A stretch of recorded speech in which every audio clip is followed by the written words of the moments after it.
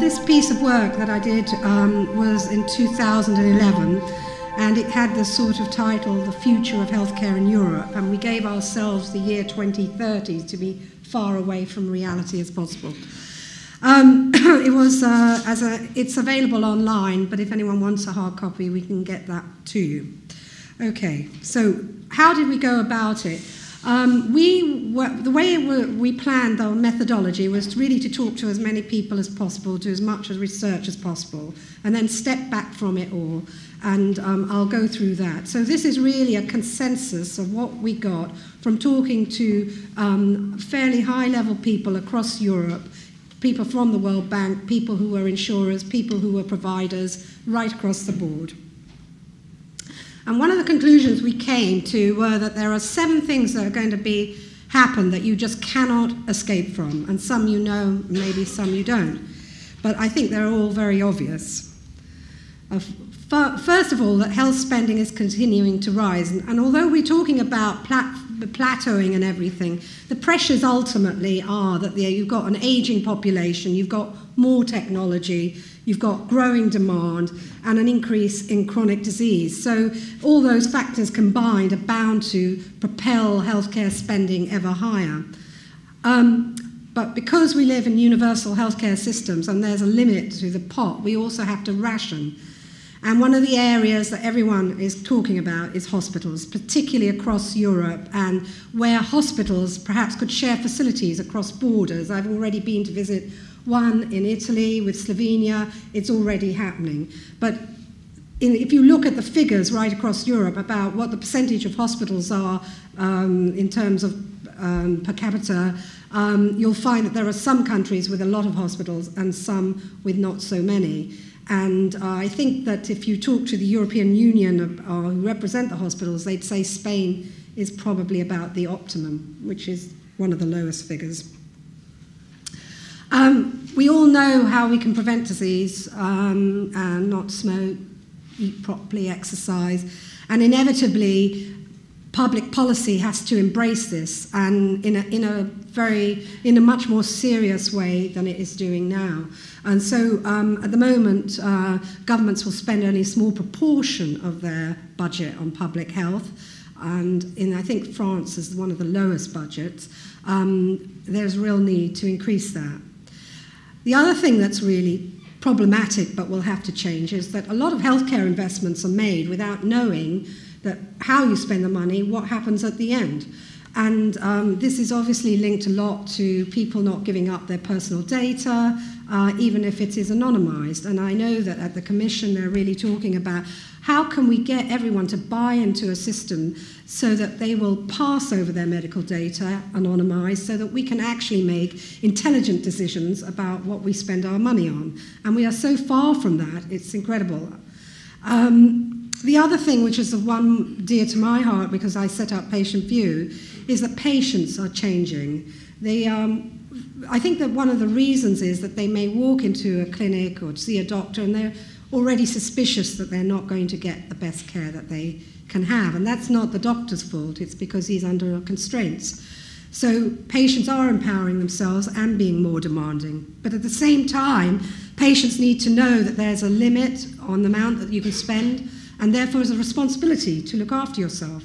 But in order to look after yourself, you need to have the right information and the right tools. So patients still have a long way to go on that.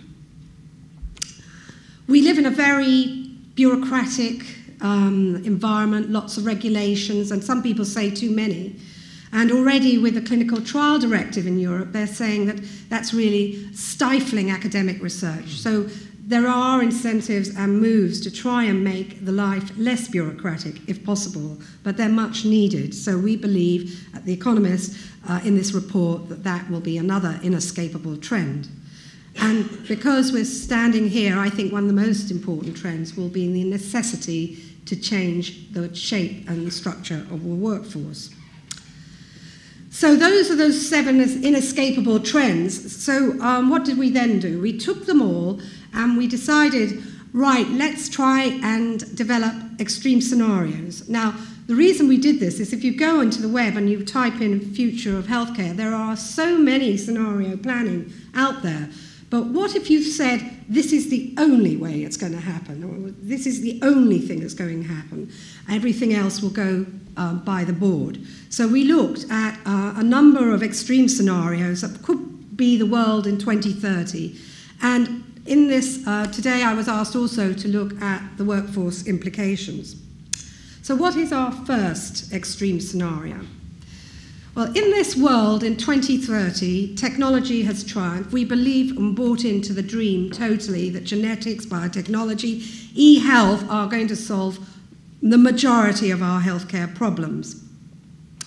So this means that what if technology marched forward on all fronts? And this does include e-health as much as it includes genes to cure your own personal medical needs. Healthcare is not viewed as a cost anymore. We so believe in technology that, or we spend fortunes because we think of the benefits that we're going to be getting as a result of everyone getting better. And everyone in Europe encourages entrepreneurism. The critical factors here are that we need incentives for improved technology. We need to be sure that people, when they're prescribed something, take their drugs properly and stick to the regimes properly. We need regulators and payers to work together along with industry, and we need individuals to access the most effective medical technologies. So what are the implications for the workforce? Well, every time a new technology comes on board, you need a whole bunch of specialists to understand how to use it. So there's going to be greater specialism, and it's going to multiply and multiply. I don't know how many specialisms there are now, but for every new gene discovered, there might be more. And there's more deployment in the community because patients are going to have to understand how to access, they're going to have to use their e-health, and people have to go out into the community and train the patients. And as well, there needs to be greater management know-how about how to work with industry, because industry will be pivotal to this particular scenario. Okay, so that's one scenario. Here's another scenario. Glad Peter's just come back from Europe.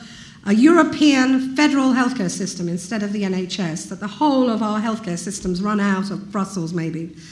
A système européen, excuse my French, de soins de santé fédéraux, or EPHS. And so what we're looking now is at a strategy that is Europe-wide, mobility of workforces all across Europe, systematic rationalization. We look at a hospital here and a hospital there, centers of excellence. So if you had a rare cancer, you may have to travel, to take an example, to Hungary to get your care, because that is the center where that particular medical discipline is. Harmonization of healthcare standards across Europe, everyone's got to be the same, and establishment of an integrated e-healthcare pathway. You can't do anything without information flow running right through the system. Okay, so what are the critical factors here is you're going to have hospital closures for it to work, otherwise healthcare will continue to be costly. You have to have data transparency, centers of excellence, patients traveling. So what are the implications for the workforce? Well, clearly in this huge environment, we're going to have clear leaders, management skills. In fact, we ran a workshop where Aidan Halligan was speaking, and he talked about real need for leadership in the NHS now. We need a redistribution of workforce to cope with the centres of excellence. Everyone has to move where everything is best. Those who are good at one discipline have to move to that centre. More general physicians as gatekeepers, because we can't have everyone travelling around moving to one centre. We need to be sure they need to go there. But the general physicians also have to be trained more and more and more in the triage system. Training and retraining, including e-health. More responsibility for non-medical health professionals, community support. Once again, patients are going to have to understand how to use the system. They'll need personal assistance in that. We're going to need a multilingual workforce, and we're going to have a rationalization of consultant numbers because we're going to be focusing in on different disciplines, and then so Hungary will be chosen for this and France for that, and therefore we won't need as many consultants on our back door. Okay, extreme scenario 3 is wellness first, that we've decided actually that in the healthcare system, We can't afford to pay for everyone's healthcare, and the only way we're really going to deal with it is to introduce massive public-wide public health regimes. We're going to have legal reforms, junk food out, sunbeds out, stepping up immunisation campaigns, improving maternal and child health, nutrition, e-health, and a tax and insurance-based system that stimulates people to be living healthily. Here we have a complete radical change of the workforce. For now, doctors and GPs have to learn about how to teach about healthy living. They have to be incentivized to do so. You have to have public health education for professionals and non-professionals. It's quite surprising how little social science goes on in how to mobilize populations to change their habits. So science will have to change radically too into what we investigate to look at how to make people live healthily. We certainly want more public health educators in schools, more nurses in the community, more community workers, and improve work and productivity among healthcare staff by promoting healthcare lifestyles, because the workforce also needs to be healthy. Okay, so I come to the last scenario, which is the spotlight on the vulnerable. In this scenario, this includes older people, poor people, people with mental health problems, ethnic minorities, and people with low life expectancies. We've decided we can't afford universal healthcare systems after all. We're going to focus just on the vulnerable. Everyone else has to fend for themselves. What will be critical in this is decentralization of funds to the community level. You can imagine if people are living with these conditions every day, you're going to have to coordinate care completely around them. You're going to need e-health. You're going to need support from self-help groups, a real understanding of the wants and needs of these catchment of patients, and certainly a very large data bank to know how to manage much better people in the community.